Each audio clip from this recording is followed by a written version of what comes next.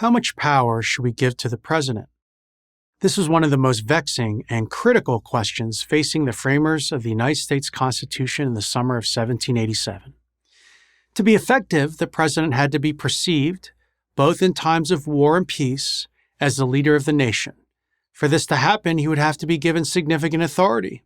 Americans learned this lesson in the years following the Revolutionary War, when the nation floundered under the Articles of Confederation, which had no provision for a chief executive. But this chief executive couldn't be made so strong that he could become a tyrant. Americans fought a long and bloody war to get rid of one tyrant, the English king, George III. Nobody wanted to install a new one in his place. The framers' answer is found in Article 2. The opening sentence reads as follows: "The executive power shall be vested in a President of the United States." This might sound straightforward, but it was anything but. Here's why. The vesting clause of Article 2, as it's known, differs significantly from the vesting clause of Article 1, which concerns the powers of Congress, the House of Representatives, and the Senate. Article 1's vesting clause states, "All legislative powers herein granted shall be vested in a Congress of the United States." It then goes on to list those limited powers. That's it. Congress can't do anything else. There are no such limitations specified in Article 2. The difference is subtle, but important. Whereas Congress is given specific responsibilities, the President is given broad responsibilities and wide discretion as to how he fulfills them. This is part of his executive authority. And just what is that executive authority? This is spelled out in Sections 2 and 3. The President is the Commander-in-Chief of the Armed Services. He sets military policy. He makes treaties with foreign countries. He sets foreign policy.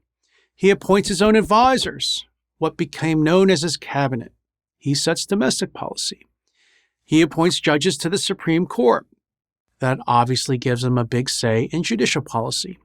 And finally, he shall take care that the laws be faithfully executed. This list is at once brief and vast because there's so much involved in all these duties. Indeed, the president stands at the head of the entire administrative apparatus of the federal government with all the rights and responsibilities that entails. For example, if the president can appoint federal officials, it stands to reason that he must be able to fire them too. When you realize that enforcing the law involves layers and layers of people, from department heads to federal law enforcement, to government lawyers, all of whom are accountable to the president, you start to grasp how much power the chief executive has. So how did the framers keep the president in check? First and foremost, they gave Congress the power of the purse, the power to fund the operations of the federal government. Congress can restrain the president by withholding funding. The president literally can't buy a light bulb for a lamp in the Oval Office without a congressional appropriation. If the president proposes to add a new federal agency or to launch a war, Congress can bring his plans to a halt simply by refusing to fund them. The Constitution strikes a similar balance in foreign affairs. The president, as commander-in-chief, controls the strategy, tactics, and deployments of the U.S. Armed Forces and also dictates U.S. foreign policy.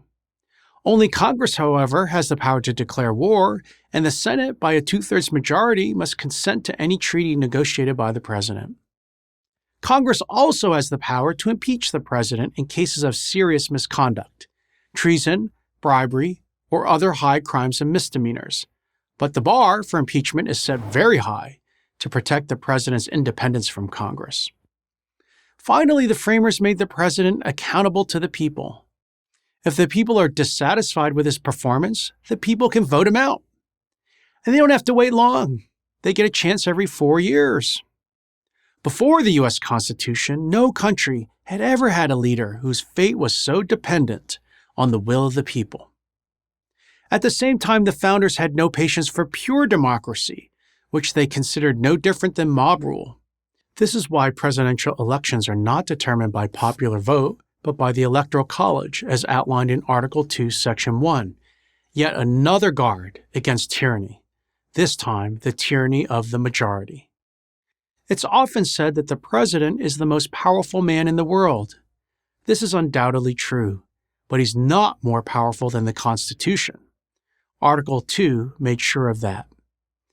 I'm John Yu, professor of law at the University of California, Berkeley, for Prager University. Thank you for watching this video. To keep PragerU videos free, please consider making a tax-deductible donation.